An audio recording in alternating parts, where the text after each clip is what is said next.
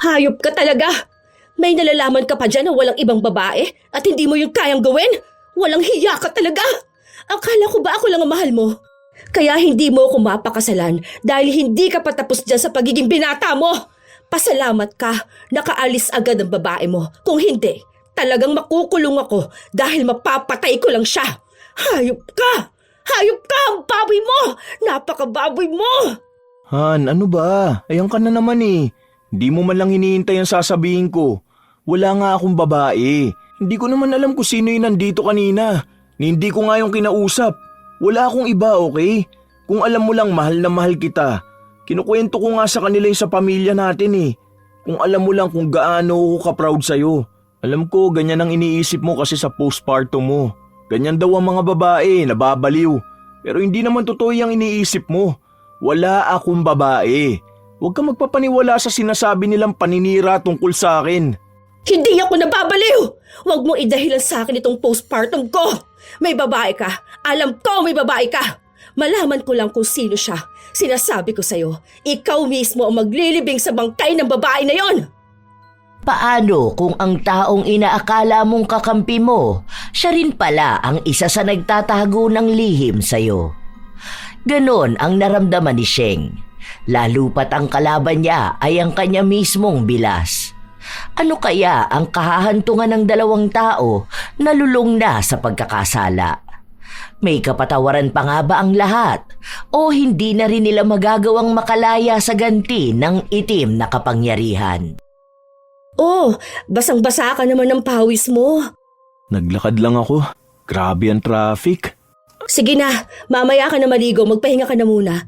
Halika rito, pupunasan ko ang pawis mo. Hubarin mo tong t-shirt mo. Hindi na muna. Matutuyo rin naman tong pawis ko eh. Tulog na ba si baby? Oo, kanina pa nga kita hinihintay. Tinatawagan nga kita. Ang kaso, hindi ka naman sumasagot. Hindi ko naririnig. Paano? Hindi naman ako naglabas ng cellphone. Mahirap na, naglalakad lang ako sa labas. Baka mas-snatch na naman. Natakot na ako sa nangyari noong nakaraan eh. Sige na, pahinga ka na lang din at maliligo na muna ako. Humalik si Wendell sa noo ng kanyang asawa. Sa totoo lang, may kakaibang nararamdaman si Sheng. Hindi niya makumpirma kung ano ba yun. Kung tungkol ba sa panloloko ng asawa niya na hindi niya naman makumpirma. 1 taon pa lang silang nagsasama. Hindi pa sila kasal pero may isa silang anak na 4 na buwang gulang pa lamang. Ilang araw pa ang lumipas, hindi pa rin mapalagay si Sheng sa kanyang nararamdaman. Noong wala ang kanyang asawa, pinapunta niya ang kanyang bilas. Magkasundo silang dalawa ni Leia. Asawa ito ng kuya ni Wendell na nagtatrabaho naman sa malayo. 1 beses sa 1 linggo lang kung umuwi at may 2 na rin silang anak. Ano ba kasing iniisip mo? Basta, alam ko talaga na may babae siya. Ramdam ko, hindi ko lang mahuli eh. Wala naman sa messenger niya. Sabi mo naman, ni minsan hindi pa ng babae si Wendell, di ba? Baka naman hinala lang yan. Yung asawa ko nga, 1 beses lang umuwi sa 1 linggo, hindi naman ako naghihinala. Basta alam mo na mahal ka ng asawa mo, hindi yan mambababae.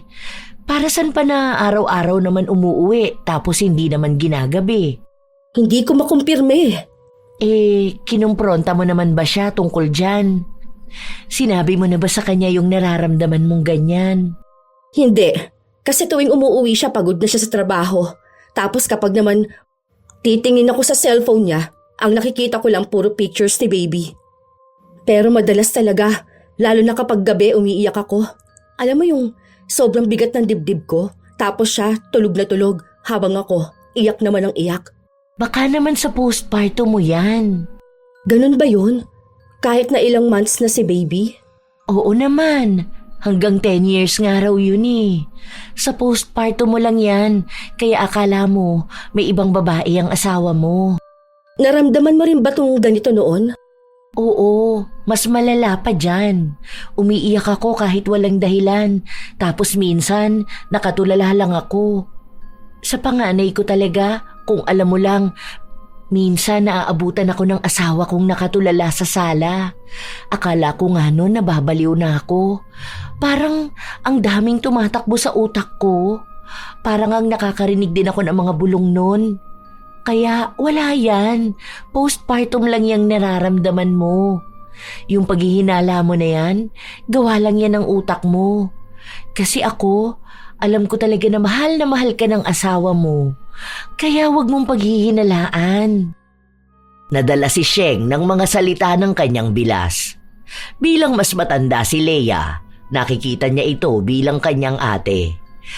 At mas marunong na ito sa buhay at bilang isang ina.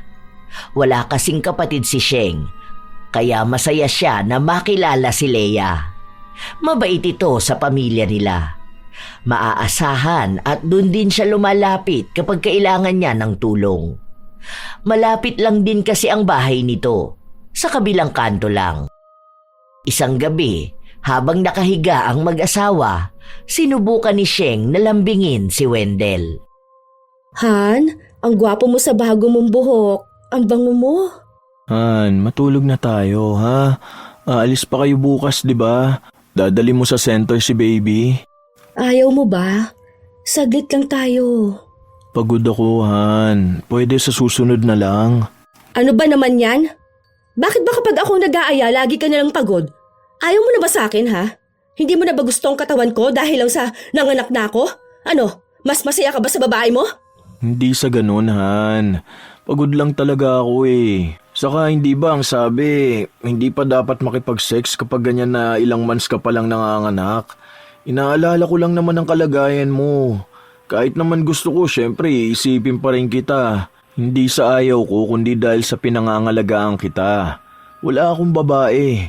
Kahit na kailan hindi kita ipagpapalit sa kahit sino. Masaya ako para sa pamilyang binuo natin.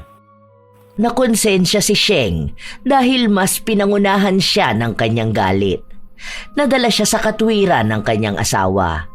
Kahit na naghahanap ang kanyang katawan, inisip niya na lang din na baka nga magkaroon ng komplikasyon kapag ipinilit niya ang makipagtalik kahit na ilang buwan pa lang siyang nanganganak. Ilang linggo pa ang lumipas, napanatag na si Sheng. Lalo pat nakikita niya ang paglalambing ng asawa. Noong walang pasok sa trabaho si Wendell, sinubukan niyang makabawi sa asawa. Oh, Han, bakit hindi ka pa nag-aayos? Ha? Bakit? Anong meron? Di ba ang sabi ko aalis tayo? Naghihintay na nga si Mama. Ang sabi ko kasi dadalhin nga sa bahay si baby. Ipapaiwan muna natin, papaalaga kahit saglit lang. Para ka ako mailabas kita at makapag-relax ka muna. Pumayag naman siya kasi gusto niya rin makasama ang apo niya. Tara na, magbihis ka na. Akin na si baby. Ha? Totoo ba? Hindi ba nakakahiya dahil may anak na ako tapos ipapaalaga ko pa sa mama mo para lang makapag-relax ako? Si Mama naman ang nagsabi noon. Ang sabi niya baka raw kasi magkaroon ka ng ano ba yon? Postpartum depression na yun. Ang dapat daw alagaan din kita. Baka kung ano pa mangyari sa'yo. Hindi ko naman alam kung ano yung postpartum na yan. Sabi niya igala raw kita dun sa peaceful na lugar. Para nga marelax ang utak mo. Mahirap daw yan lalo na first time mo lang din. Basta ang sabi niya dun sa hindi nakaka-stress na lugar. Kaso di na-aprobahan ng leave ko eh. Mag-book sana ako ng staycation. Pero saka na lang, baka next month. Sa ngayon tayo muna. Sa spa na lang muna kita dadalhin, ha? Natuwa si Sheng sa mga naririnig niya. Ramdam niya na mahal siya ng kanyang asawa. Sadyang nagduda lang talaga siya rito at ngayon ay kita naman niya na bumabawi ito sa kanya. Hindi niya rin naman masisisi si Wendell dahil ito lang din naman ang unang beses na nagkaroon siya ng asawa. Kaya wala siyang alam patungkol sa postpartum. Mabuti na lang nakikinig siya kapag pinagsasabihan siya ng ina. Mabait din naman ang biyenan ni Sheng sa kanya. Magaan sa pakiramdam ang nangyari kay Sheng nung mga araw na yon. Nawala ang kanyang pagdududa sa asawa. Tila ba bumalik ang kanyang sigla? Dahil doon, naikwento niya ulit kay Leia kung ano ang nangyari. 'Diba? Sabi ko sa'yo eh. Alam din ni Mama kung ano yun. Sinabi ko rin kasi kay Mama na pagsabihan niya si Wendell kasi nga hindi rin marunong. Buti naman gumawa na rin ng paraan. Minsan kasi, yung mga lalaki, hindi talaga nila naiintindihan ng mga babae, lalo na kapag ganyan na may postpartum. Ang sabi nga niya sa akin na sa susunod daw mag-outing kami. Sama kaya kayo? Hindi ko pa sigurado. Tingnan ko kung kailan. Baka kasi wala si John. Saka kapag inimbitahan kami, baka kasi para sa inyo lang yun eh. Alam mo na, minsan kasi kailangan mo rin maglalabas ng bahay. Hindi lang basta labas. Yung ganyan nga na travel para malinawan ang isip mo. Ang hirap pala ng ganito, no? Kung ano-ano pala talaga ang tumatakbo sa isip ko. Hindi mo naman ba inaaway si Wendell dahil lang sa iniisip mong may babae siya? Hindi na. Pagkatapos ng usap namin, napanatag na ako. Naisip ko nga na gawa-gawa lang ng utak ko yung paghihinala ko sa kanya. Wala naman akong nakikita eh. Hindi ko siya nahuhuli. Tapos, malala magbigay ng assurance. Naaawa nga ako sa kanya kasi pagod din siya tapos ako walang ibang ginawa kundi ang maghinala. Paano ba naman kasi kapag akong naglalambing ayaw niya? Ang sabi mo naman hindi siya mahilig, di ba? Kahit noon pa na magjowa pa lang kayo. Oo, hindi nga. Pero syempre, alam mo naman ng mga babae, aminin na natin na minsan talaga mahilig tayo, di ba? Tapos panay siya tanggi sa akin. Lalo na nung buntis ako at ngayon na nanganak na ako. Iniisip ko tuloy nun na mas masaya siya sa babae niya. Huwag mo yan isipin. Kasi bakit naman siya mambababae, di ba? Alam mo, ang mga lalaki nambababae yan para sa sex. Kung di yan mahilig sa sex, bakit kailangan niya pang humanap ng iba? Imposible na para lang sa love, di ba? Andyan ka naman, mahal na mahal mo siya. Kaya huwag ka na maghinala sa kanya. Sa mga sumunod na linggo, naging maayos ang pakiramdam ni Sheng. Hindi niya hinahayaan na matatalo siya ng iniisip niya. Hanggang sa dumating ang isang araw, habang nagliligpit siya ng mga gamit ng asawa, napansin niya na may naiwang balat ng kondom sa bulsa nito. Nanginginig siya sa galit hanggang sa dumating si Wendell. Hindi pa nakakausap ay sinampal na niya agad. Oh, ano nangyari? Ano na namang ginawa ko? Walang hiya ka? Ano to ha? Sinong babae ang pinaggamitan mo nito? Akala ko ba ayaw mo muna makipag-sex ha? Bakit ngayon may ganito ha? Walang hiya ka? Lumayas ka dito! Layas! Hindi ko alam yung sinasabi mo. Anong kondom? Saan mo ba nakita yan? Doon sa pants mo na kulay gray! Pants? Yan yung sinasabi kong hiniram ni Dexter na pants. Di ba may extra ako sa locker? Tapos kakasaoli lang niya sa akin kahapon. Hindi ko naman hinalungkat yan eh. Malay ko ba kung ano palang nailagay niya dyan? Talaga ba? Hindi ko yan alam dahil wala ka namang sinabi na may nanghiram. Gagamit ka pa ngayon ng ibang tao ha? Huwag mong idamay ang ibang tao sa mga kalokohan mo. Lumayas ka na rito! Lumayas ka! Hindi nga sa akin yan, Han. Hindi ko yan ginamit. Sinabi ko yun sa'yo. Pero naging makakalimutin ka, di ba? Dahil sabi ni Mama, madalas daw sa mga may postpartum mabilis makalimot. Parang nung nakaraan lang, nakalimutan mong kunin yung pagkain na pinainit mo. Tapos ang dami mo rin nakakalimutan kahit yung kagagawa mo lang. Kaya hindi yan sa akin.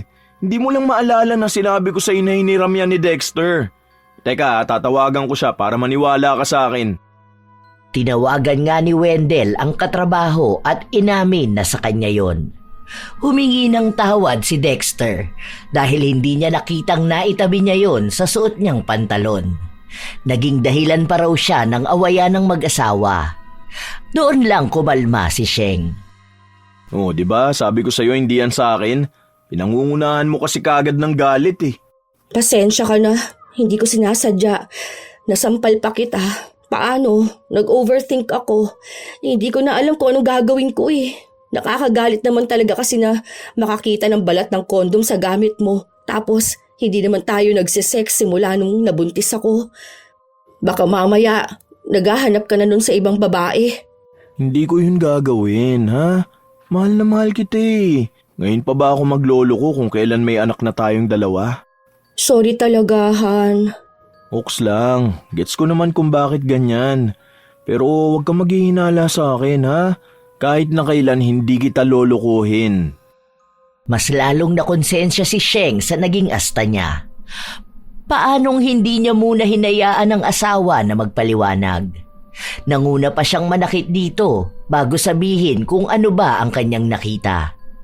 Pinaniwalaan niya si Wendell. Hindi siya naghinala sa nakita niya dahil lang sa inako ito ng kaibigan ng asawa. Pero ilang araw din lang ang lumipas, pansin niya na may kakaiba kay Wendell. Minsan pang napansin niya na parang may bumaon na kuko sa likuran nito. Ano nangyari dyan sa likod mo? Ha? Meron ako nakita kagabi dyan. Parang may nakabaon na kuko. Saan? Tignan mo nga ulit. Wala na, malamang kagabi pa yun eh. Natulog ka na, mawawala na yan dahil ang tagal mong nakahiga. Han, kung ano-ano na namang nakikita mo eh. Ayan ka na naman eh. O sige, dadalin ulit kita dun sa salon. Aalis pa naman tayo sa linggo dahil mag-outing tayo. Bakit? Sinasabi mo ba na nababaliw ako ha? Hindi yan ang ibig kong sabihin. Pero kung ano-ano na naman kasi ang hinala mo sa akin. Wala naman talaga akong babae. Ano bang gusto mo? Sige, yun na lang ang cellphone ko. Di ko na yan nahawakan kahit kailan. Sabihin mo na lang sa akin kapag may importanteng sinabi sa akin ng boss ko o may chat sa akin ng mga kamag-anak ko. Check mo na rin, pati email ko. Lahat i-check mo. Malamang nabura mo na. May babae ka, hindi ako nagkakamali, alam ko. Wala nga akong babae. Bahala ka diyang isipin kung anong gusto mong isipin. Binibigyan ka na nga lagi ng assurance eh. Tinatawagan naman kita palagi. Magka-chat tayo para alam mo kung anong ginagawa ko kahit nasa trabaho lang naman ako. Tapos malalaman ko na ganito? Pinaghihinalaan mo pa rin ako? Oo, alam ko naman na may postpartum ka kaya ka ganyan. Nahihirapan din naman ako intindihin ka. Tao lang din naman ako. Parang ngayon sinasabi mo nagsasawa ka na sa akin ah. Ano bang gusto mo? Makipaghiwalay na sa akin? Hindi ko pwedeng sabihin na ang arte mo dahil sinabi na sa akin ni mama tong ganito. At sinabi niya na dapat intindihin ko ang ugali mo dahil pabago-bago talaga yan. Sorry na, kung iniisip mo na may nagawa akong kasalanan kahit na wala naman talaga, huwag ka na magalit sa akin oh. Kung nai-stress ka, nai-stress din ako. Nilambing ni Wendell ang asawa kahit na walang ibang ginawa si Sheng kundi ang magalit sa kanya. Hanggang sa napakalma niya ito. Hindi pumasok sa trabaho si Wendell para lang masamahan ang kanyang asawa. Hindi dapat sila lalabas pero iginala na lang sila ni Wendell. Mukhang kailangan lang ni Sheng makalabas ng bahay at makalanghap ng sariwang hangin. Nang makauwi sila, pagod na pagod si Sheng. Tulog na rin ang anak nila na bitbit ni Wendell. Nang maihiga ang bata, saka ulit nag-usap ang dalawa. Para maging maayos na rin ang iniisip ni Sheng, pinagbigyan na lang siya ng asawa sa pagroromansa na hangad niya. Nakaramdam ng ginhawa si Sheng hanggang sa nakatulog siya. Alanganing oras noong magising siya. Pagtingin niya sa tabi, wala ang asawa. Naghintay pa siya ng ilang sandali dahil baka nasa banyo lang ito. Pero walang dumarating kaya hinanap niya ito. Naabutan niya ang asawa na nagbukas ng pinto galing sa labas.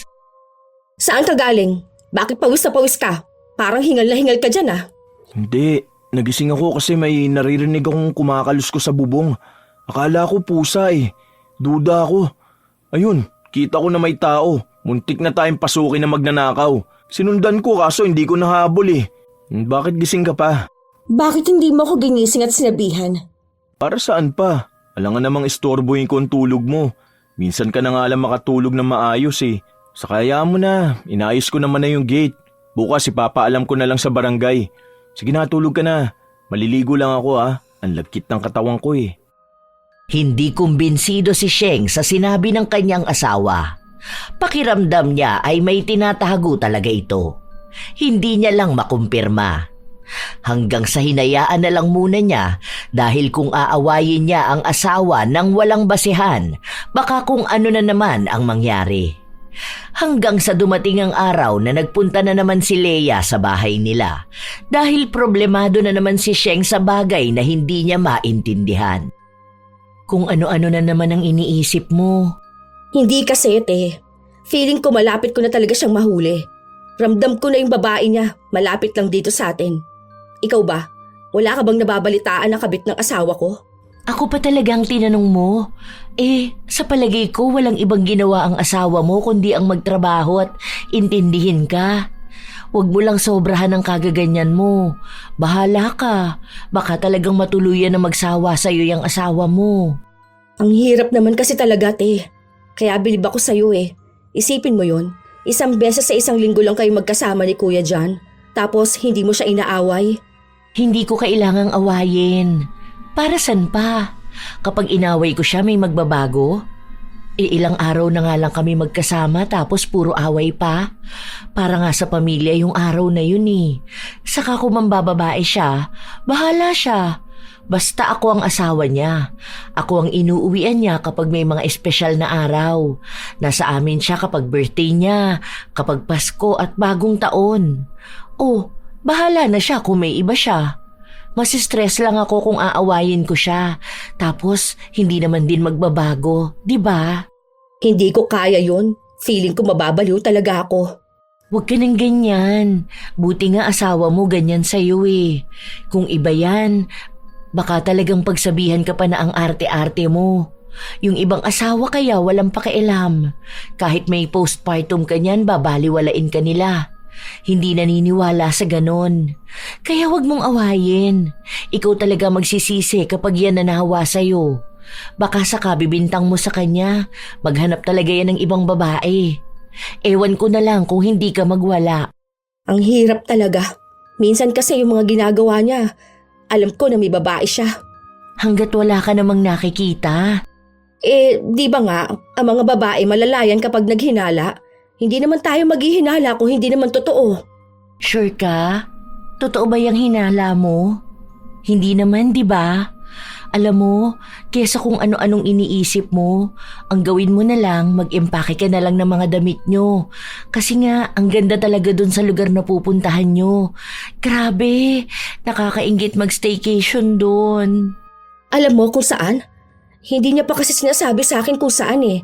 Basta sinabi niya lang sa akin sa linggong araw, tapos nakalive siya ng Monday. Nakita ko lang din sa sinend sa akin ni John kasi nagtanong araw sa kanya si Wendell. Mukhang surprise to. Ay, kaso lang, nasabi ko. Sorry. Lumipas ang mga araw hanggang sa dumating na nga ang araw kung kailan sila aalis. Silang tatlo kasama ang kinuhang yaya ni Wendell. Noong una, ayaw pa ni Sheng pero ang sabi ng asawa, mas mababawasan ang stress ni Sheng kung kukuha sila ng yaya ng kanilang anak. Kaya noong mga sandali na yun, lahat ng oras ay ibinigay ni Wendell sa asawa. Ni hindi ito humawak ng cellphone, maliban na lang kung kukuhanan ng litrato ang asawa at anak. Doon lang ulit nalinawan si Sheng. Han, sorry ulit kung laging mainit ang ulo ko ha. Salamat dito sa mga ginawa mong ganito. Alam ko talaga na mahal mo ako. Wala to. Parte to ng pagiging asawa ko. Kung gusto mo nga, pwede na rin tayo magpakasal.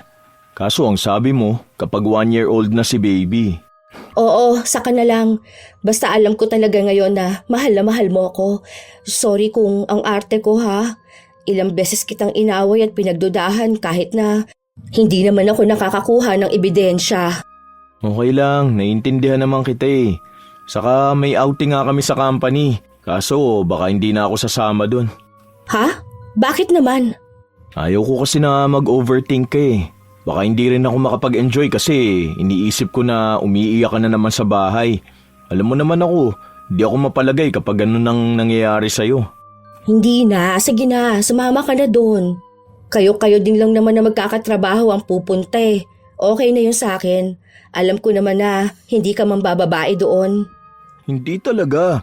Ang tatanda ng mga babae dun oh. Saka halos mga lalaki kaming sasama. Basta huwag ka magiinom ng sobra ha. Minsan sa pagiinom nakakagawa ng mali ang isang tao eh. Oo, hindi talaga, promise. Nakuha ni Wendell ang tiwala ng asawa. Payapa na ulit ang utak ni Sheng hanggang sa dumating na nga ang araw na aalis na ang kanyang asawa.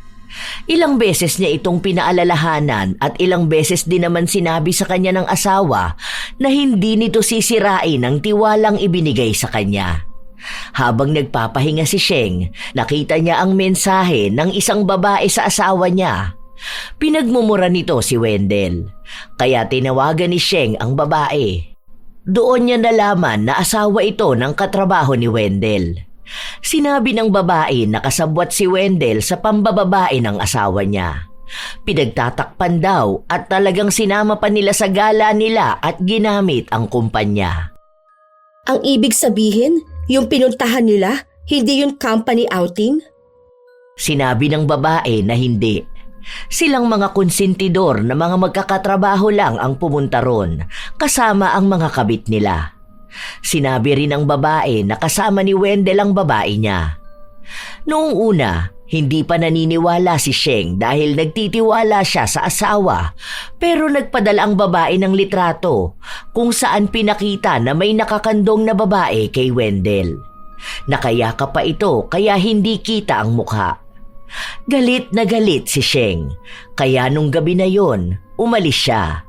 May yaya naman ang anak niya kaya may mag-aalaga rito. Ilang beses niyang tinawagan ang asawa habang nasa sasakyan siya. Nakuha niya ang eksaktong lugar kung saan namamalagi ang asawa kasama ang mga kaibigan nito. Kasama niyang susugod doon ang babae na nagsumbong sa kanya. Tinawagan niya ulit ang asawa hanggang sa sinagot na ito. Ano? Hayop ka? Manloloko ka ha? Talagang magkakasama pa kayo ng mga walang yamong mga katrabaho? Akala mo ba hindi ko malalaman yung pinaggagawa mo dyan? Ha? Ano bang pinagsasasabi mo? Hindi ko lang nasagot ang tawag mo dahil nasa banyo ako, naliligo. Huwag mo akong tinatarantado! May babae ka dyan! Alam ko na may babae ka! Hayop ka! Makarating lang talaga ako dyan. Sinasabi ko sa'yo, kakalbuhin ko yung babae mo! Hayop ka! Tang-ina niyong lahat dyan! Kasama yung mga konsentidor mong mga kaibigan! Habang nasa biyahe si Sheng, pinagmumura niya ang mga kaibigan ng asawa. Ginamit niya ang account ni Wendell. Noong una, hindi siya pinapansin pero pati mga asawa ng mga lalaki na yon ay kinausap niya para sabihin ang mga kalokohan ng mga asawa nila. Naunang makarating ang isang babae sa lugar kung saan ang sabi niya naroon ang babae ni Wendell. Gigil na gigil noon si Sheng. Ang problema lang, hindi pa nakakarating ang sinasakyan niya. Sinabunutan daw ng babae yung kabit ng asawa niya. Nakalmot niya rin sa muka pero nakaalis. Yun na lang daw kasi ang babaeng naiwan doon. Hindi niya naabutan ang babae ng asawa niya, kaya iginanti na lang niya si Sheng. Nang makarating siya sa lugar, wala na ang ibang katrabaho ni Wendell dahil nagsisugod din ang mga asawa. Sumalubong ang malakas na sampal kay Wendell. Hayop ka talaga! May nalalaman ka pa diyang wala kang ibang babae at hindi mo yun kayang gawin? Walang hiya ka talaga! Akala ko ba ako lang ang mahal mo, ha? Kaya hindi mo ako mapakasalan dahil hindi ka patapos dyan sa pagiging binata mo! Pasalamat ka, nakaalis na agad ang babae mo. Kung hindi, talagang makukulong ako dahil mapapatay ko lang siya. Hayop ka! Hayop ka ang baboy mo! Napakababoy mo! Han, ano ba? Ayan ka na naman eh. Hindi mo man lang hinihintay ang sasabihin ko. Wala nga akong babae. Hindi ko naman alam kung sino yung nandito kanina.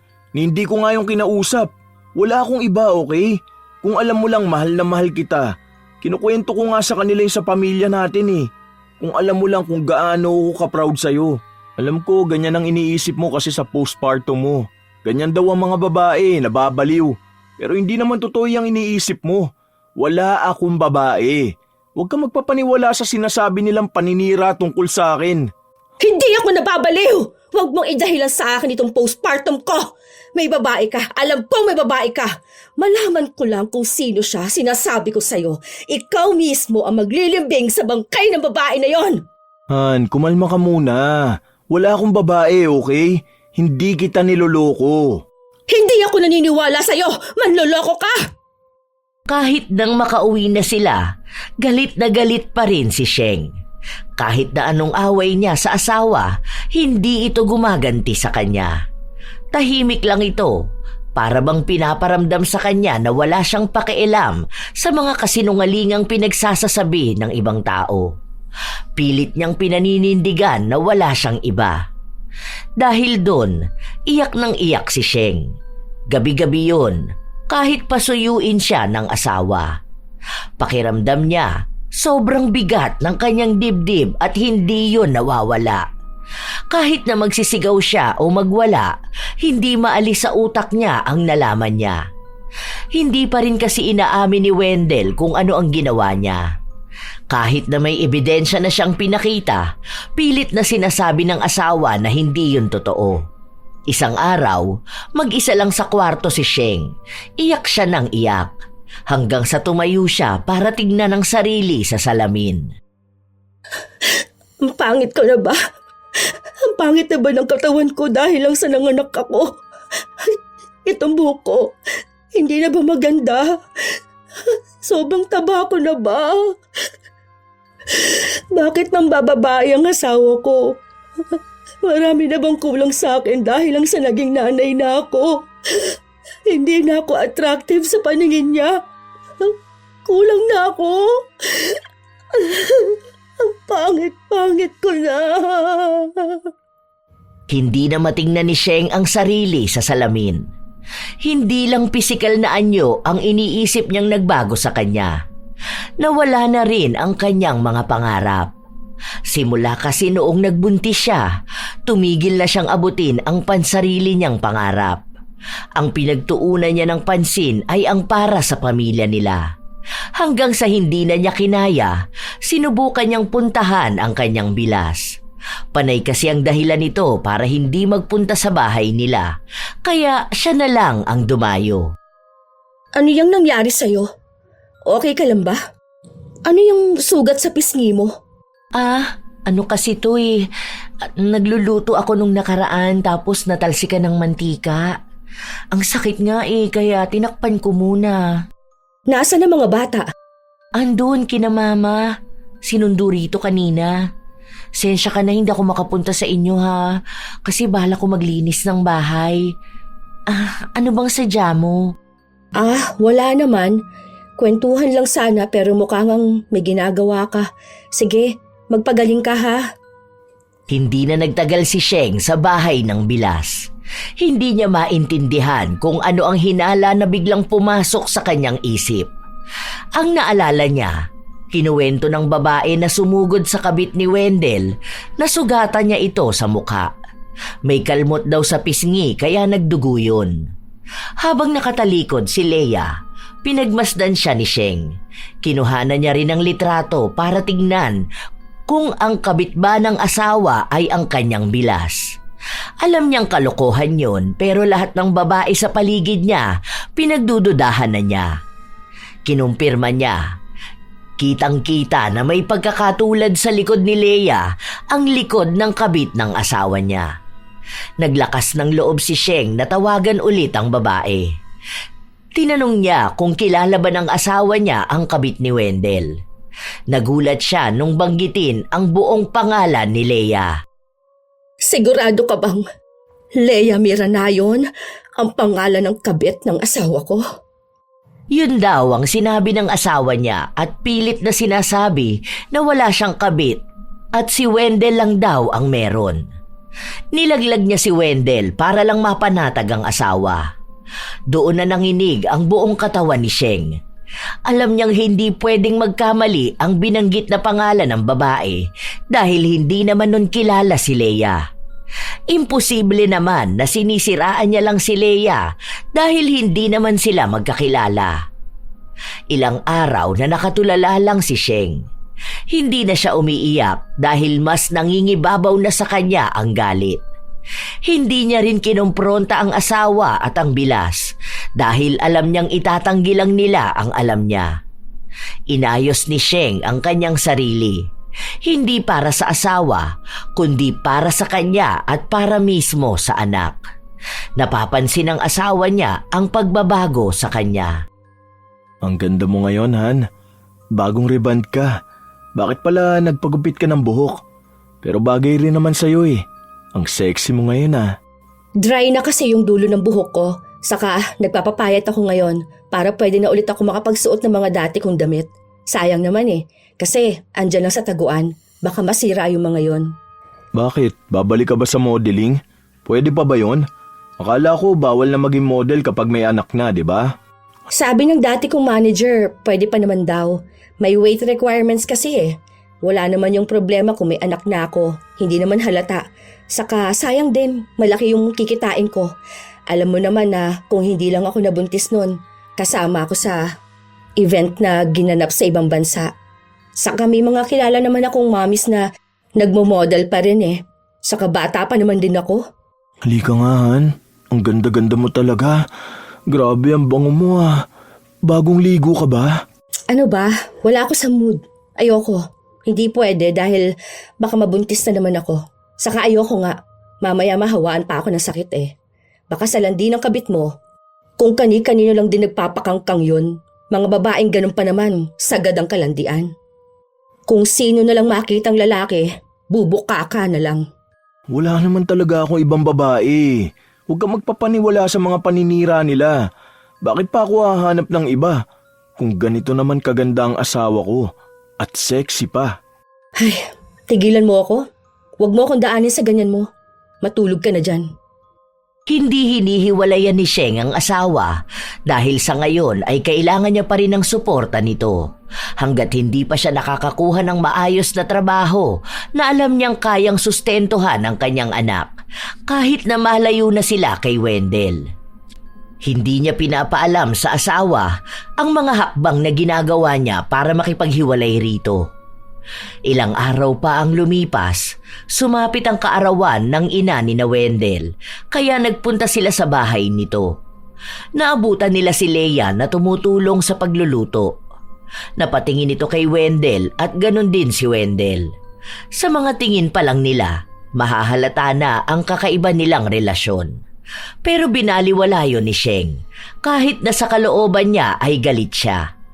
Wala rin namang ibang tao na nakapansin dahil marahil para sa kanila, ang relasyon ng dalawa ay tungkol lang sa maghipag at magbayaw. Tutulong na lang muna ako sa kusina. Pabigay na lang tong gift natin kay Mama. Sure ka ba? Pwede naman na dito ka na lang muna.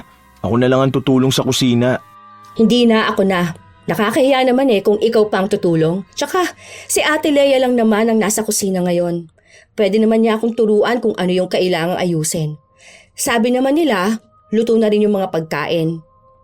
Kaya dito ka na lang. Hindi napigilan ni Wendell ang asawa, kaya nagpunta sa kusina si Sheng. Kung saan magpapanggap siyang walang alam na para bang hindi siya galit sa kanyang bilas. Ngayon na may alam na siya sa mga nangyari, iba na ang nararamdaman niya. Hindi na niya kaya pang galangin na tingnan katulad noon si Leia. Dahil kapag nakikita niya ito, naaalala niya lang kung paano nagloko ang kanyang asawa. Ate Leia, okay na ata tong sa inihaw na isda. Gagawa na lang ako ng sausawan. Isahan na lang muna rito tapos saka ko hahatiin sa ibang lagayan. Paabot na lang ako ng 4 na platito. Ha? Huwag mo na hatiin. Okay na yan. Tayo-tayo lang din naman ang kakain eh. Yung iba naman di na magsasawsawan. Hindi naman pwede yung sausawan ng lahat. Dapat iba-iba, di ba? Para hindi naman maging ugali na sumausaw kapag nasausawan na ng iba. Nakakadiri kasi yung ganon. Dapat kung ano yung iyo, yun lang ang iyo. Hindi na para makisawsaw pa sa iba. Hindi ba? Grabe, ang lalim naman ng hugot mo sa sausawan. Oo nga te, ang lalim talaga. Kahit na nanginginig ang laman ni Sheng habang nakakasalamuha ang kabit ng asawa, pinilit niya pa rin maging kalmado.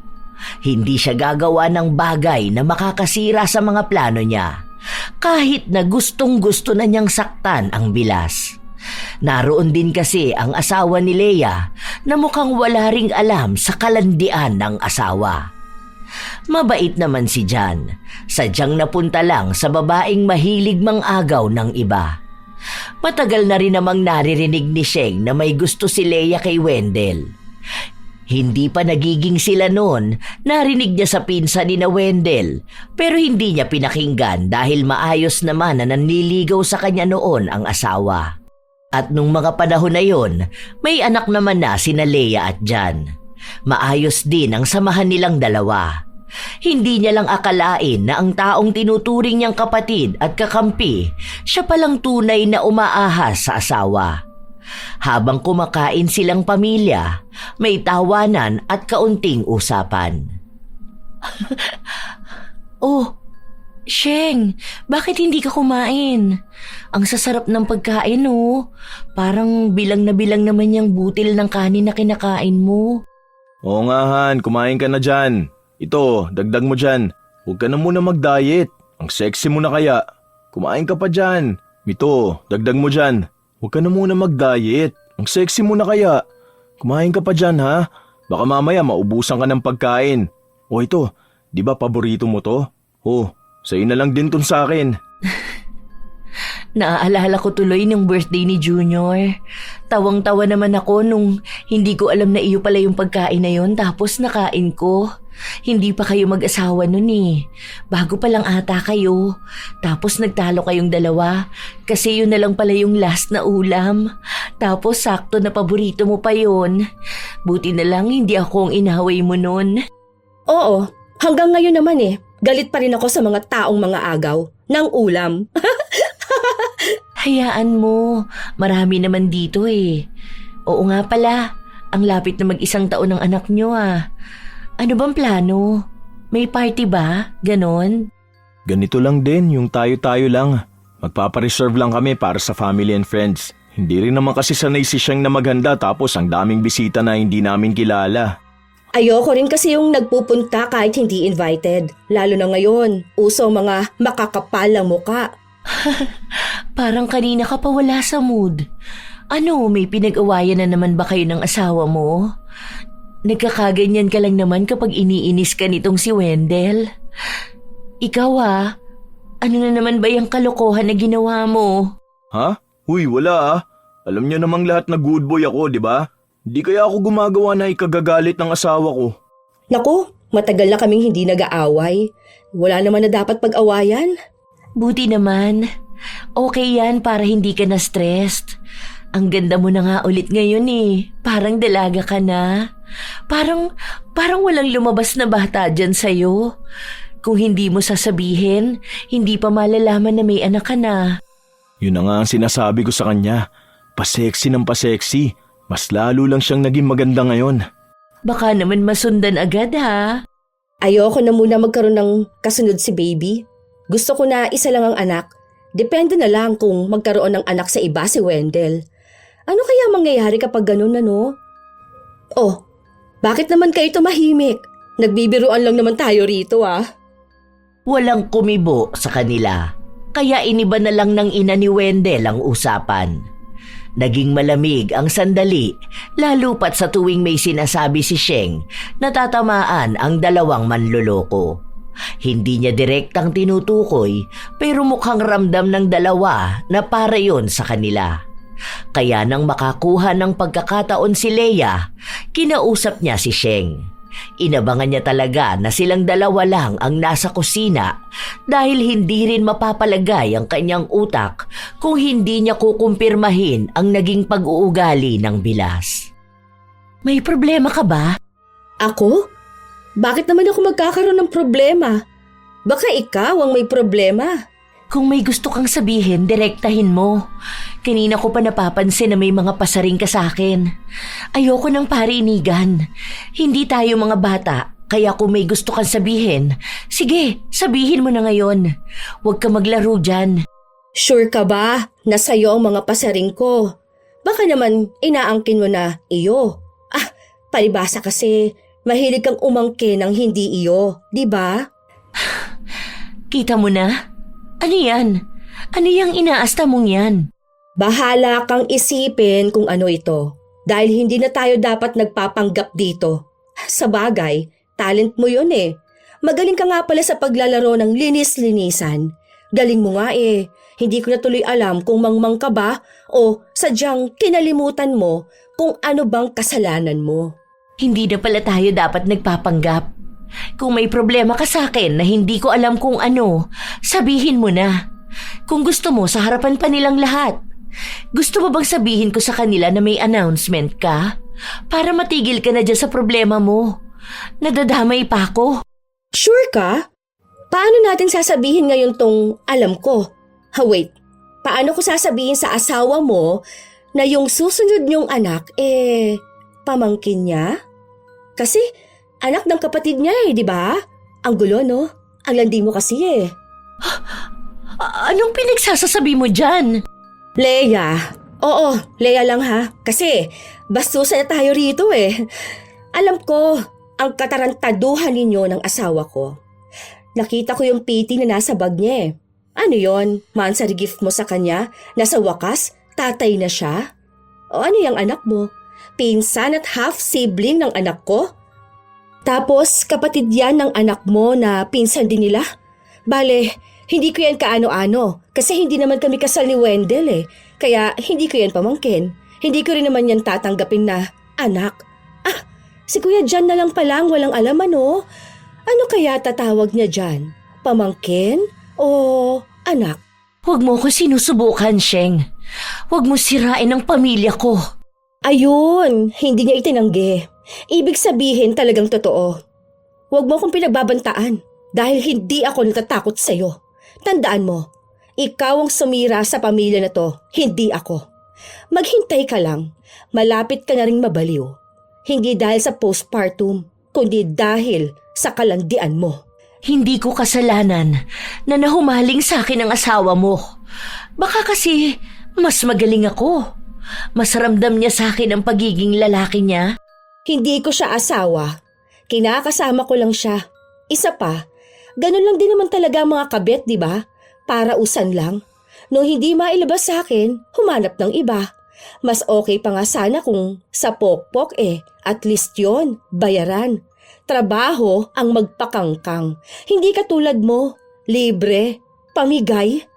Grabe yung talent mo. Hindi lang isang pamilya ang masisira, kundi lahat. Pati yung magkapatid, magkakaroon pa ng hidwaan. Ganda yarn? Huwag mo talagang susubukan na magsabi sa kanila. Hindi mo alam kung paano ako maghalit. Hindi mo gugustuhin na malaman yun. Oh, nakakatakot ka naman magbanta. Buti pa ako, hindi nagbabanta dahil lahat ng sinasabi ko, gagawin ko. Mag-empake ka na lang. Mas nakakahiya naman kasi kung pupulot ka ng mga basahan mong damit sa kalsada. Tanga ka Pumayag ka ba naman maging kabit? Napakababang babae. Iniwan ni Sheng ang bilas na hindi alam ang gagawin. Matapang siya dahil hawak niya sa leeg si Leia.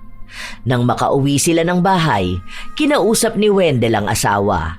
Dahil alam na nito na may alam siya, base na rin sa sinabi sa kanya ni Leia. Pipilitin na lang niyang guluhin ang utak ng asawa para magawa niya pa rin ang gusto niyang gawin. Pero wala na. Kahit na anong sabihin niya, hindi na maniniwala pa sa kanya si Sheng. At talagang kinampihan mo pa ang kabit mo, no? Ganyan ba talaga ang mga taong manluloko, ha? Huwag mo akong pagsabihan na para bang nababaliw na ako dahil totoo ang nakita ko. Totoo ang alam ko. Ano ba naman yan? Para namang sinabi mong ang baba akong lalaki para lang pumatol at kumabit dun sa asawa pa ng kuya ko. Kahit na kailan hindi ko naisip na magkaroon ng ibang babae. Malaking respeto ko kay kuya, lalo na kay Ate Leia. Hindi pa ba? Nabuntis mo pa nga ang kabit mo, di ba? Huwag ka na magpanggap dahil paglabas ng bata, malalaman din namin ni Kuya Jan. Nakakasuka ka, Wendell. Alam mo yon, ha? Nakakahiya kayong dalawa. Ewan ko na lang talaga kung anong gulong madadala ninyo sa pamilya na ito. Wala naman kasi talaga. Baka sa postpartum mo yan, kaya kung ano-ano na naman ang ino-overthink mo. Tinutulungan naman kita para malabanan mo yung ganyan, di ba? Dahil ayoko na nahihirapan ka. Kasi kapag ganyan ka, damay ako. Damay yung dapat na maayos natin pagsasama. Huwag mong idahilan lagi sa akin tong postpartum ko. Labas ito sa pangangabit mo. Ni hindi ka man lang ba nahiya sa kuya mo? Siya yung nagpaaral sa'yo noon. Siya yung tumulong sa atin na magkaroon ng sariling bahay. Nung nanganak ako, wala kang maibigay, di ba? Kaya siya ang gumastos. Tapos ikaw, lalandiin mo lang ang asawa niya. Parehas kayo ni Leia na baliw. Parehas na malandi at manluloko. Tinarantado ninyo kami. Tapos, ayan na, oh, may ebidensya na. Nahuli ka na, pero panay ka pa rin tanggi. Hanip naman na ugali yan. Huwag mo namang guluhin si Ate Leia. Ay, wow, ang galang ha. Kapag ba inuungol mo ang pangalan niya, sinasabi mo rin ba na Ate Leia? Hindi mo man lang ba naisip na yung babaeng kinakaukaw mo, babaeng kinaukaw na ng kuya mo? Hindi ka man lang nagkaroon ng taste sa magiging kabit mo? Gusto mo naman pala ng pangit. Sana ako na lang nagreto sa'yo. Kung mas maganda sana sa akin, hindi ako may insulto Kaso, pinatos mo pa yung babaeng amoy paa. Buti na lang, wala na tayong contact. Iniisip ko pa lang nasusuka na ako. Pasalamat ka pa nga ngayon birthday ng mama mo. Yun sana ang surprise gift ko sa kanya. Na malaman na magkakaroon na ulit siya ng apo. Pero saka na yon, kayo na lang magsabi sa kanila. Hindi na kumibo si Sheng kahit na lagi siyang pinipilit ng asawa na walang namamagitan sa kanila ni Leia. Habang si Leia naman ay panay ang pagbabanta sa kanya na wag siyang maninira ng pamilya. Natatawa na lang si Sheng, lalo pat alam niyang nalalapit na ang pagkasira ng buhay ng bilas niyang mga agaw at ng manloloko niyang kinakasama. Hindi niya na nais na tawagin pang asawa si Wendell at malaki ang pasasalamat niyang hindi siya agad nagpakasal. Ilang linggo pa ang lumipas, nagkaroon na ng pagbabago sa mga plano ni Sheng. May nakita na siyang bahay na uupahan niya sa oras na iwan niya si Wendell. Wala na siyang balak na magpaalam dahil sa panloloko at pambubuntis niya ng iba.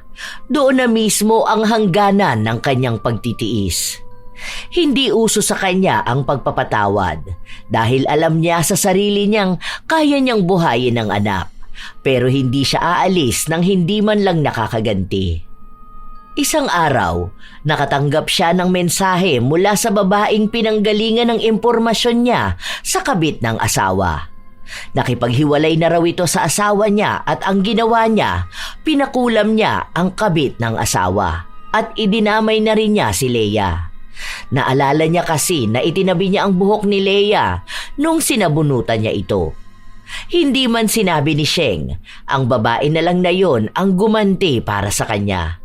Lalo pat galit na galit siya sa mga kabit, kaya nararapat lang sa kanila na parusahan. Hindi sang-ayon si Sheng sa pangungulam pero wala na siyang magagawa dahil nakapag-ritual na para doon. Isang gabi, nililikom ni Sheng ang mga gamit nila. Han, tara. Huwag mo na lang munang gawin yan. Pahinga ka na lang muna. Gusto mo ba i-massage kita? Ano ba? Huwag mo nga akong hawakan. Kung saan-saan humawak yung kamay mo. Huwag ka magdididikit sa akin. Nandidiri ako sa'yo. Oh, bakit ganyan ka na naman sa akin? Alam ko na, kulang ka lang sa lambing Ang asawa ko naman, ang init na naman ng ulo. Hindi mo ako asawa dahil hindi tayo kasal. Di ba ayaw mo na sa akin? Bakit hindi ka nalang pumunta doon sa kabit mo? Ayan may pahintulot ka na mula sa akin. Doon ka na sa kanya. Kayong dalawang maglambingan, mga nakakadiri. Saan ka pupunta? Sa kabilang kwarto. Doon kami matutulog ni baby. Ayokong tumabi sa lalaking marumi ang pagkatao. Nakakatakot baka mahawa pa ako ng sakit. Wala naman akong sakit. Aba, malay ko ba kung nahawaan ka nung malandi mong hipag? Basta ako, ayoko nang tumabi sa'yo. Iniisip ko pa lang kung paano nyo ginagawa yon. Naaawa na ako sa sarili ko dahil pinatulan pa kita. Isipin mo yon, ikaw ang una ko, ikaw lang sa lahat. Tapos, malalaman kong gusto mo pala yung matanda na may dalawa ng anak na tuwing linggo tinitira ng kapatid mo. Leche, bahala ka dyan. Hindi nagpadala sa panlalambing ng asawa si Sheng. Wala na siyang ibang nararamdaman dito. Kahit pasabihin niyang ito ang unang lalaking minahal niya, hindi sapat yun para magpatawad ng ganun lang kabilis. Kinabukasan, pinuntahan ng kanyang biyenan si Sheng dahil nagpatulong ito sa kanya. May sakit daw si Leia kaya pinapakisuyo na kunin niya muna ang 2 bata dahil mamayang hapon pa uuwi si John. Sumama naman siya sa biyenan dahil wala namang problema sa kanya ang mga bata. Isa pa, gusto niyang makita kung paano nagdurusa si Leia. Aray ko! Grabe naman tong nararamdaman ko. Sobrang sakit ng tenga ko. Ano yan? Kabubulong ba ni Satanas kaya nanakit na yan? Pwede ba? Tigilan mo muna ako ngayon. Okay, sige. Mamaya na ako aalis. Panonoorin muna kitang sakit na sakit dyan. Ayoko na. Sobrang sakit na talaga ng tenga ko.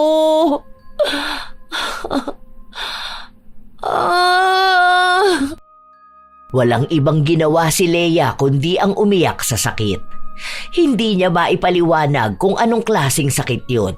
Dahil kahit na uminom siya ng gamot, hindi nawawala ang sakit. May mga pinatak na rin siya pero wala talagang nangyayari. Hanggang sa isinugod na siya sa ospital. Kinabukasan, kinuha ng biyenan ni Sheng ang mga bata at siya muna ang pinakisuyuan na puntahan si Leia sa ospital. Wala kasing ibang magbabantay rito. Sumunod si Sheng, hindi para tumulong, kundi para mas lalong makita kung ano ang epekto ng kulam kay Leia. Nasisiyahan kasi siya sa tuwing umiiyak ito sa sakit. Ano bang ginagawa mo rito, ha? Nagpunta ka na naman dito? Wala naman. Gusto ko lang sanang mapanood na nagsasuffer ka. Bakit? Masama ba yon? Para naman kahit paano mabawasan tong galit na nararamdaman ko sa'yo. Kulang pa nga tong nakikita ko Sayang. Sana may mas malala pa dyan. Demonyo ka ba? Ha? Kung nasa pinto tayo ng impyerno ngayon, tapos magbibilang ng kasalanan, baka binabasa pa lang ang pangalan mo papasukin ka na kaagad. Special treatment pa, may red carpet ka pa papasok. Grabe naman pag-describe sa akin ng demonyo ako. Sino kaya ang mas demonyo, di ba? Yung may asawa, kasal pa, di ba? Tapos nagpatuhog pa sa kapatid ng asawa. Kung nagpunta ka lang dito para...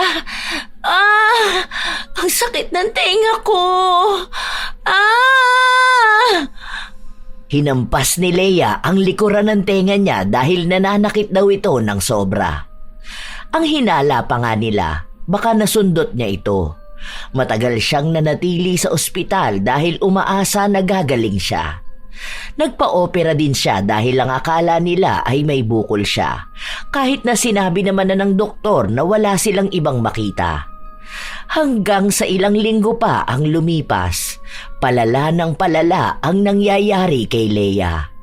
Buntis pa naman siya nung mga panahon na yon, kaya naging maselan din ang gamutan niya. Doon na rin nakarating kay John ang balita na hindi niya anak ang ipinagbubuntis ng asawa. May nakapagsabi sa kanyang kakilala ni Leia na naghahanap daw ito ng manghihilot sa bata para malaglag dahil nga iba ang tatay ng dinadala niya. Makapit lang kaya hindi nalaglag. Galit na galit nga raw si John at halos isumpa niya ang asawa. Nakarating ito kay Wendell dahil naroon siya mismo sa bahay nila noong galit na galit si John. Sinabi pa nito na sa oras na malaman niya kung sino ang lalaki ng asawa, siya mismo ang papatay. Halatang problemado si Wendell sa mga nangyayari pero ayaw niya pa ring aminin kung ano bang kasalanan ang nagawa niya. Isang araw, wala siyang pasok sa trabaho kaya nasa loob lang siya ng bahay, hindi mapakali. Alam mo, mahihilo ka lang dyan sa ginagawa mo. Itigil mo yan. Lumipat na lang kaya tayo ng bahay. Yung malayo rito. May alam ako kung saan tayo pwedeng lumipat. Doon na lang tayo titira. Niwala kang ang pera, lilipat ka ng bahay? Bakit pa? Takot na takot ka dyan. Akala ko ba wala kang kasalanan? Hirap ba kapag nagkakahulihan na? Hindi ito yung plot twist ng buhay mo na hindi mo inaakala, no? Maging matapang ka dapat, ha? Hindi yung takot na takot ka Kapag nagkakahulihan na, ginawa nyo yan, di ba?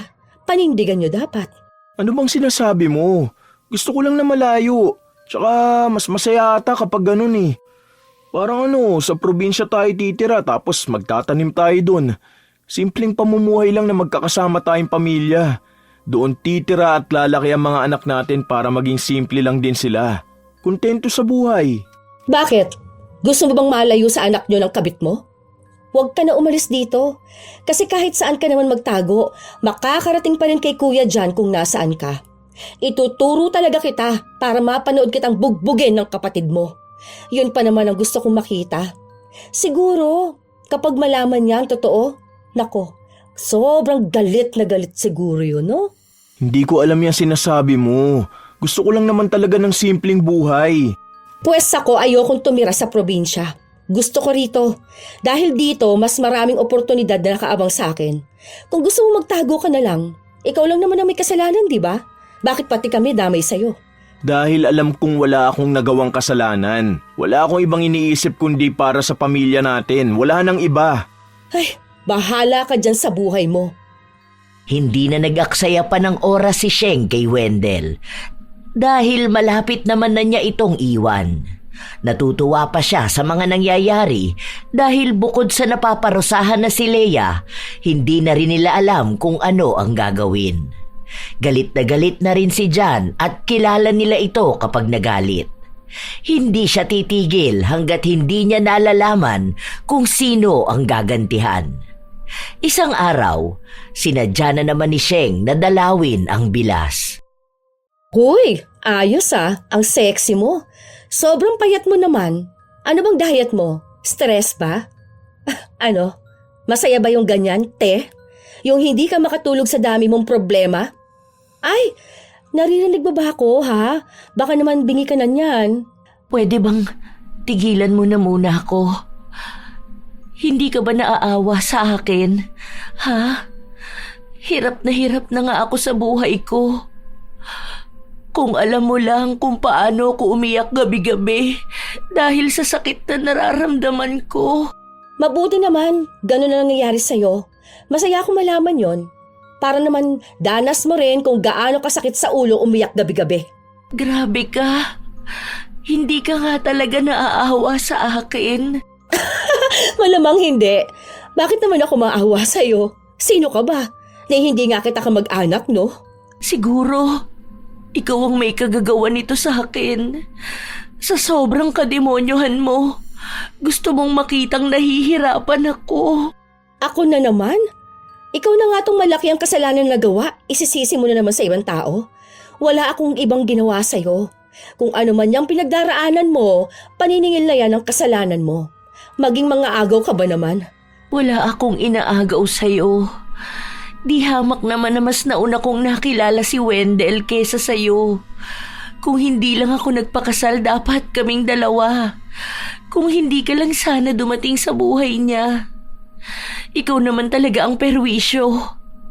Hindi ko siya inagaw dahil una siyang naging akin.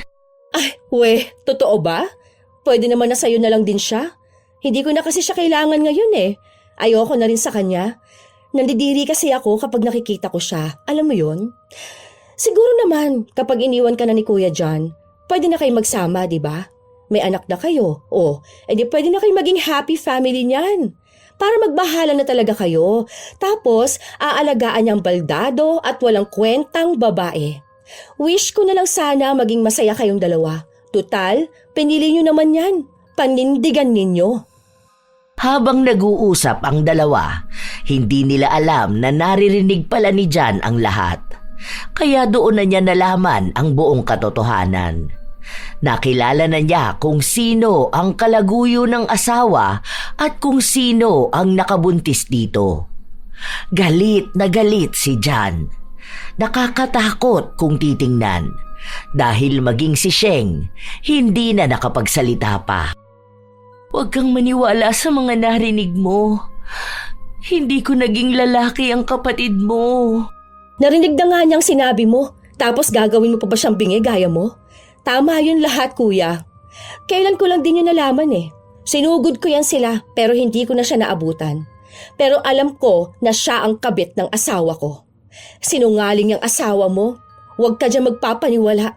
Bahala na kayo sa gulo ng pamilya ninyo. Basta ako, aalis na ako. Mas kakayanin ko pang buhay mag-isang anak ko kaysa masangkot sa kahihiyan na to. Hindi na nagbigay ng kahit na anong simpatya si Sheng. Umalis siya roon habang dinig niya ang pagwawala ni Jan. Galit na galit talaga ito dahil malaking kahihiyan din ang aabuti ng pamilya nila kung lalabas ang ganoong klase ng tsismis. Kilala pa naman ang pamilya nila sa kanilang lugar kaya talagang hindi sila mapapatawad ng mga magulang nila sa oras na masira ang pangalan nila sa mga tao. Dahil lang sa pagiging mapusok nilang dalawa. Pagka-uwi ni Sheng, kinuha niya ang anak niya at ang mga gamit nila para lumipat na ng bahay. Iniwan niya ang asawa at hindi na nagpaalam pa rito. Pero kinagabihan noon ay tawag ng tawag sa kanya si Wendell. Nasaan ka ba? Bakit wala na ang mga gamit niyo ni baby? Ano ba sa tingin mo? Ngayon lalayasan mo ko? Matapos mo kaming isumbong kay kuya? Nakiusap naman ako sa'yo na baka pwede nating ayusin tong problema natin nang walang ibang nakakaalam, di ba? Gumaganti ka ba talaga? Hindi ako gumaganti. Wala na akong pakialam sa'yo. Yun lang yun. Wala na akong pakialam sa inyong dalawa ni Leia. Hindi ako ang nagsumbong sa kuya mo, kundi ang kuya mo mismo ang nakarinig sa pag-amin niyang kabit mo. Wala na akong oras para sa'yo. Ayaw mo yun? Pinaubaya na kita sa kabit mo? Hindi mo na kailangan magtago at magsinungaling sa akin. Pwede na kayo magsamang dalawa, lalo na kung palalayasin ni Kuya Jan yung malandi niyang asawa. Parang awa mo na. Ayusin natin tong pamilya natin. Huwag natin hayaan na masira ng ganito lang. Magpakasal na tayo. Para naman sa anak natin to eh. Minsan lang naman ako nagkamali. Walang minsan. Hindi yan pagkakamali dahil ginusto mo yan. Kung pagkakamali yan, una pa lang tinigil mo na. Pero naging choice mo na yan eh. Napiliin siya, pagtakpan siya, at lalong ipagtanggol siya. Hindi kita kailangan at mas lalong hindi ka kailangan ng anak ko. Kaya ko siyang buhayin, pero hindi ko na kayang manatili sa iisang bahay kasama ang lalaking manloloko. Ito na rin ang huling beses na makakausap mo ko. Ayoko na. Kahit na anong pagmamakaawa ni Wendell, hindi pa rin siya pinakinggan ng asawa. Masakit para kay Sheng ang desisyon niya, lalo na't una pa lang naiisip na niya ang magkaroon ng maganda at masayang pamilya kasama si Wendell. Pero alam niya sa sarili na sirang-sira na ang tiwala niya. Sa oras na patawarin niya si Wendell, babalik at babalik lang ito sa dati niyang gawain, habang siya mauulit at mauulit lang din ang sakit at gabi-gabi niyang pag-iyak. Hindi na niya nakikita pa ang sarili na magtitiis ng matagal dahil lang sa anak nila. Alam niyang maraming tao ang magsasabi sa kanyang makasarili siya, na mas pinili niya ang sarili niya kaysa dapat sa pagkakaroon ng buong pamilya ng anak. Pero para sa kanya, mas lalo lang ding mahihirapan ang anak niya kung lalaki ito sa pamilya na walang tiwala at pagmamahal. Hindi naman niya ipagkakaila ang anak nila kay Wendell, pero kailangan muna niya ng panahon para sa paghilom. Lumipas ang ilan pang mga buwan hanggang sa nanganak na si Leia. Ibinalita lang kay Sheng ang nangyari. May mga nakakausap pa naman siyang kamag-anak ng dating kinakasama. Ibinigay raw ang bata kay Wendell pero hindi ito kinuha. Hindi nila sigurado kung pinaampun ba ang bata pero wala rin kasi kay Leia. Tuluyan na rin daw naghiwalay sina Leia at Jan, habang ang mga bata kasama ni Jan at dinala sa ibang bansa. Isang araw, nakatanggap ng tawag si Sheng mula kay Wendell. Kumusta ka na? Kumusta na kayo ni baby? Wala ako nung nag-birthday siya. Ang dami ring lumipas na araw na wala ako sa tabi niyo. Maayos naman kami. Pwede ba tayo magkita? Ipakikisuyo ko na lang si baby kina mama. Doon mo na lang dalawin ng bata. Gusto sana kita makausap eh. Pagbigyan mo naman ako kahit minsan lang. Maawa ka na sa akin. Para saan pa? Wala naman tayong dapat ng pag-usapan. Maayos na ang buhay ko. Sana ikaw rin. Maayos naman din kami ni baby dahil kaya ko siyang sustentuhan kahit na wala kang naibibigay. Bigyan mo pa ako ng pagkakataon. Kahit na araw-araw ako magmakaawa sa'yo. Pangako hindi na ako magloloko. Pangako hindi na ito masusundan. Parang awa mo na.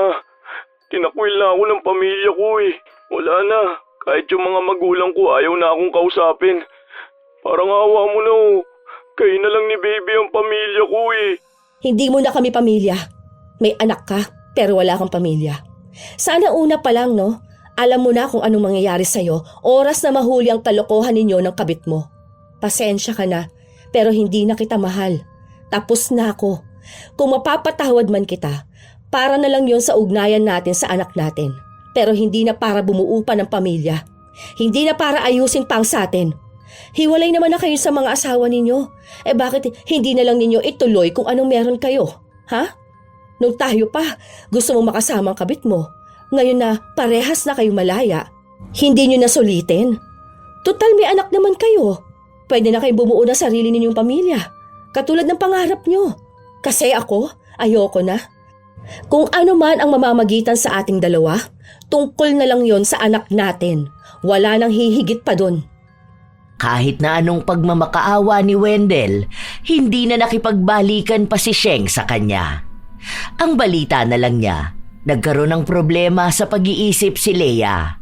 Matapos kasing manganak nito, kung ano-anong problema ang dumating sa kanya at mukhang hindi niya kinaya. May sakit pa rin siya. Ang sabi nga ay nabingi na siya ng tuluyan. Yun na marahil ang kabayaran sa pagkakamaling nagawa niya. Sa paglipas ng panahon, nanatili ang komunikasyon ni Wendell at Sheng pero hindi na para sa pagbabalik ng kanilang relasyon, kundi para na lang sa bata. Naging maayos ang trabaho ni Sheng at natuunan niya ng pansin ang sarili at ang anak. Nakalaya na siya sa gabi-gabing pag-iisip kung niloloko ba siya o hindi. Dahil nalaman niyang ang pagmamahal niya sa dating kinakasama, maliit na parte lang ng kanyang buhay. Dahil ang sarili niya at ang anak ang magiging malaking parte ng pagmamahal na walang pagdududa. Si Wendell naman, nawala na rin ng pamilya. Dahil kahit na anong paghingi niya ng tawad sa kanyang pamilya, kinahihiya na siya ng tuluyan. Wala naman na ring naging balita si Sheng sa naging anak ni Leia at Wendell. Pero naaawa siya sa bata na nabuhay sa mundo galing sa kasalanan ng mga magulang nila at itinakwil kahit na walang kamalay-malay. Hindi niya rin alam kung anong kahahantungang buhay ng batang yon dahil lang sa bunga siya ng kataksilan. Sadya talagang may mga taong mabilis madala ng tukso. Hindi makaiwas kapag nasa harapan na nila at pilit na gumagawa ng paraan para pagtakpan ito. Pero sa dulo, ang totoo, hindi kailanman nagiging mas matamis ang buhay kapag nakatayo sa kasinungalingan at pag-agaw. Kung sino ang marunong manakit, sila rin ang unang mawawalan. Tunay na wala silang kapayapaan. Hindi kayang ayusin ng isang tao kung sila mismo ang hindi kayang umayos ng kanilang sarili. Katulad ng naging desisyon ni Sheng, hindi na kailangang manatili sa isang relasyon na unti-unting kumikitil sa tiwala, dignidad at katahimikan. May mga pagkakataong ang pinakamagandang gawin ay tumalikod, hindi dahil mahina, kundi dahil may lakas para piliing alagaan ang sarili. Ang pagpapatawad ay hindi laging nangangahulugang kailangan silang isama muli sa iyong buhay. May mga taong mapapatawad para sa ikagagaan ng puso, pero hindi na dapat tanggapin pabalik. Ang pagtanggap sa kanila ay parang pagbubukas muli ng pintuang dati nang winasak. Bakit pahahayaang pumasok ulit ang taong dati nang sinira ang tahanan ng iyong puso? At kung may anak man sa pagitan, hindi mo tungkuling ipilit ang pag-aayos. Ang tungkulin mo lang ay siguraduhin na lumalaki ang bata sa kapayapaan, may pagkilala sa ama at may gabay na hindi nababahiran ng galit. Pwede namang magtagpo ang anak at ama nang hindi mo kailangang isuko ang sariling respeto. Iba ang pagiging magulang, iba ang pagiging mag-asawa. Hindi mo kailangang ibalik ang relasyon para lang mapanatili ang koneksyon ng ama sa anak. Tandaan na laging piliin ang sarili. Piliin ang anak. Piliin ang buhay na masaya kahit wala na ang taong nanakit. At kapag may dumating na bago at may tunay na pagmamahal, yakapin ito ng walang takot. Dahil karapat-dapat ka sa pag-ibig na totoo, tapat at payapa. Dahil ang tunay na pagmamahal, hindi naaagaw ninuman. Minsan talaga may mga desisyon na mahirap panindigan. May mga taong sadya talagang manloloko. Pero tandaan nyo mga apo na mas payapa pa rin ang pagmamahal na walang itinatago. Sa tingin nyo mga apo, tama lang ba ang ginawa ni Sheng? Naiwan si Wendell kahit na may anak na sila? Ibahagi nyo naman ang inyong opinyon at komento. Naway may aral din kayong natutunan. Ito ang inyong Lola Telang at maraming salamat sa lagi ninyong pakikinig mga mahal kong apo.